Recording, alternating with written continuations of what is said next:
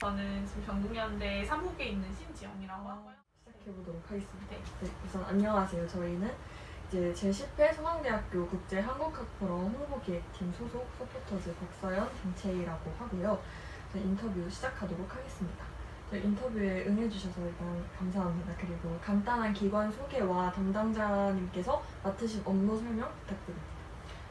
저는 이제 성매매 문제 해결을 위한 전국연대 3국의 신지영 활동가라고 하고요. 전국연대는 반성매매 운동하는 전국에 이제 13개 단체들이 이제 같이 연대체로 있는 게 저희 전국연대고요. 저는 여기 전국연대 3국에서 전국연대 뭐 조직사업, 뭐 정책사업, 뭐 연구사업, 뭐 연대사업, 뭐 이런 모든 사업들을 좀 총괄하면서 기획하고 집행하는 이제 역할을 하고 있습니다. 그래서 막 딱 어떤 업무 하나를 하는 게 아니라 모든 업무를 해결. 이제 전국연대 창립 당시의 분위기는 어떠했는지 그리고 창립하게 된 계기에 대해서도 말씀해 주시면 좋을 것 같습니다. 전국연대 창립이 20년 전이거든요. 그렇죠, 그래서 네. 저도 그때는 네. 아직 응애 시절이었어가지고 네. 창립 당시 분위기를 사실 저는 이제 모르지만 그때 이제 전국연대 창립한 것 자체가 이제 20년 전에 그 군산의 대명동과 개북동에서 이제 차례로 화재 참사가 있었잖아요.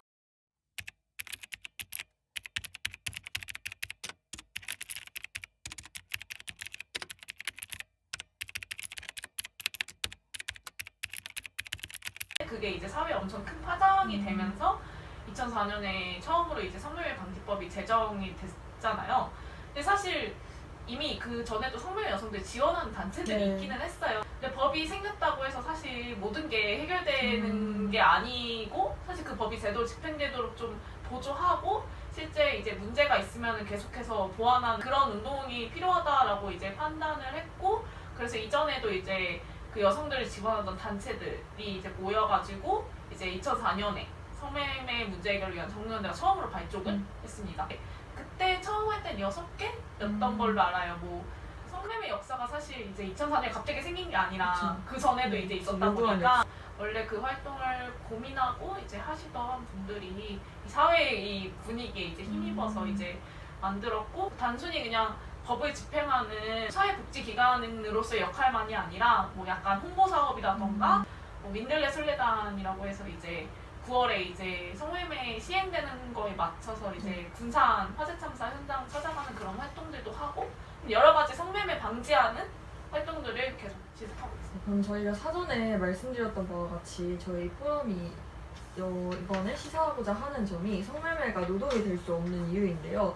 이제 대한민국에서 성매매 방지법이 제정된 지 20년이 지났는데도 성매매가 여전히 사라지지 않고 있는 이유는 무엇일까요? 그 사회 구조 측면 관련해서 설명해 주시면 이제 세계 6위 규모 성산업 대국이라고 이제 흔히 얘기하는데 이게 2015년에 미국 조사업체에서 이제 발표한 게 12조 규모다 한국의 성매매 산업은. 근데 사실 성매매 산업은 겉에 드러나는 산업이 아니라 뒤에 있는 산업이잖아요. 그래서 실제 규모는 훨씬 12조 그것보다 클 거다. 한국형사정책연구원에서는 실제로 한 30조 규모 정도 될 거다라고 하기도 했고 여가부에서 이제 이게 국책사업이니까 법이 있는 국책사업이니까 이제 한 3년 주기로 성매매 관련해서 실태 조사를 하는데 지속적으로 나오는 성구매 남성 비율이 절반에 가깝게 계속 결과가 나오고 있고 성매매가 진짜 사라지지 않는 수준이 아니라 정말 거대한 규모로 우리 일상에 자리 잡고 있고 그러니까 사실 이게 왜 이렇게까지 큰 규모로 있냐라고 하면은 사실 정말 많은 이유가 있겠지만 저희는 이제 핵심적으로 이 성매매 방지법을 어떤 시행하는 이 국가라는 주체가 여성만 처벌하는 방식으로 계속하고 오히려 이 성매매를 가능하게 하는 성구매자들 그리고 알선업자들은 오히려 처벌하지 않고 있다. 약간 수요 차단을 해야 된다. 약간 이렇게 얘기를 하고 있는데요. 구매하려는 남성들은 어디에나 있고 저 오픈 채팅방에 이제 갈 곳이 없다. 혹은 뭐 배고프다 약간 이런 글만 올려도 사실 성매매 하자라는 요구가 너무나도 일상적으로 있는데 지금 현행법의 성매매 이제 처벌법을 보면은 여성도 처벌 대상으로 있어요. 그래서 자발로 했냐 아니면 강제적으로 했냐 약간 이걸 굉장히 처벌의 잣대로 이제 놓고 이거에 넘지 않는 여성은 이제 오히려 남성보다도 강력하게 처벌하는 실제로 성매매를 하는 정확한 그 장면을 증거가 없으면은 처벌되지 않아요. 근데 사실 그럼 어떻게 증거를 사실 여성이 만들 수 있겠어요? 그럼 오히려 이제 여성을 신고하지 못하게 만드니까 여성들이 자기가 이제 성매매 현장에서 있었던 성폭력이라던가 이런 것들 고발하기도 굉장히 어렵고 본인이 왜냐면은 기소당할 테니까 같이. 그래서 오히려 이 구조의 가장 약자인 여성을 좀 적극적으로 나라가 보호해야지 여성이 입을 열 수 있다. 그래서 이 여성이 이 성매매 구조를 폭로할 수 있게 해줘야 된다. 노르딕 모델이라고 흔히 알고 있는 것도 이제 일종의 사회복지 체계인 거거든요. 그러니까 단순히 성매매만이 아니라 여성 빈곤이 해결될 수 있도록 사회 안전망을 만드는 게 사실 노르딕 모델인 거고, 한국은 여성의 빈곤에 대해 성매매로 해라, 성매매에서 너가 알아서 살아라 이게 아니라 여성이 빈곤에 처했을 때 성매매를 유입되지 않게 안전한 보호망을 만들어야 성매매가 정말로 이 사회 구조적으로 좀 없어질 수 있지 않을까라고 저희는 생각합니다. 성매매 자체가 이제 하나의 폭력이라고 생각을 하거든요. 그러면은 원하지 않은 성관계를 돈을 줬다는 이유만으로 가능하다라고 하면 사실 그게 강간과 무엇이 다른가. 여성이 그러면 동등한 인간이 아니고 돈만 지불하면 구매할 수 있는 상품으로 존재한다면은 사실 이 사회에 있는 모든 여성은 언제든 빈곤해지면은 돈으로 살 수 있는 상품일 뿐인 거고, 반대로 남성은 돈만 있으면 여성은 언제든 구매할 수 있는 존재가 된다는 건데, 한 이게 평등한 사회인 건가? 그 사회에서 과연 여성은 인간일 수 있을까? 동등한? 그래서 성매매는 결국 폭력인 거고, 이 여성이라는 이유만으로 삶의 취약성 때문에 구매할 수 있는 상품이 된 것을 과연 노동이라고 인정한다면은 그건 굉장히 일상적인 것이 되겠죠? 이거를 노동이라고 얘기할 때 여성의 주체성을 얘기하는데 사실 주체가 없거든요? 객체가 될 뿐인 것에 대해서 이거는 너가 선택했잖아. 너가 가난한 상황에 처했을 때 네가 성매매 자발적으로 선택한 거 아니야? 라고 얘기하는 거는 사실 이 사회가 어떤 이 여성을 보호할 책임이 전혀 없다. 보호하지 않는다. 라고 사실 선언하는 거나 마찬가지죠.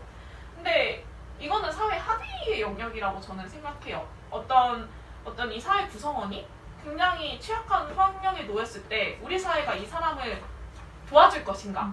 도와주지 않고 그냥 공경에 내몰릴 것인가? 근데 이 합의를 약간 개인의 선택으로 이제 떠민다면은 사실 굉장히 문제가 있지 않나. 그래서 노동이 될 수 없다. 이걸 노동이라고 말해서는 안 된다라고 생각합니다. 성매매 그 과정 현장에서 여성들을 향한 혐오와 차별, 착취 등 인권 침해가 어떻게 이루어지고 있는지 구체적으로 설명해 주시면 감사하겠습니다.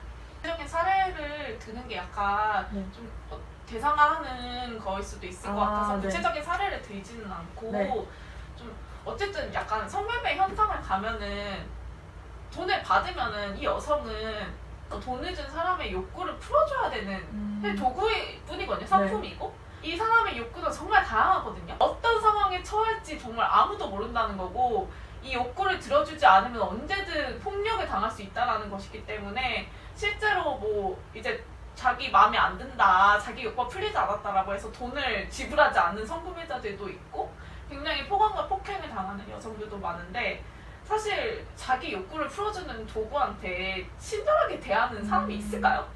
그러다 보니까 약간 굉장히 여성들에게 폭력적으로 대하고 굉장히 함부로 대하는 사람들이 굉장히 많죠. 어떤 폭력이 어떤 방식으로 일어나는 날지 아무도 책임질 수 없고 그 정말 너무 다양하게 일어나서 그거는 저희 전국연대 회원단체 중에 이제 성매매 경험 당사자 네트워크 뭉치라고 있는데 그 뭉치에서 무한발설이라는 책을 냈어요. 여기 있는데 이제 여기 당사자들의 목소리로 자기가 어떤 폭력들을 경험했는지 이런 이런 이야기를 담아서 책을 냈는데 이 책을 한번 보시면은 성매매 범죄가 사라지기 위해서 사회와 법이 어떻게 개선되어야 한다고 생각하시는지 말씀해 주시면 감사하겠습니다. 이제 앞서 계속 말씀드린 것처럼 좀 우리 사회의 인식도 그렇고 법제도도 그렇고 이 성매매 여성들을 보호해야 한다. 그리고 반대로 성매매를 없애기 위해서는 근본적으로 수요를 차단해야 된다라는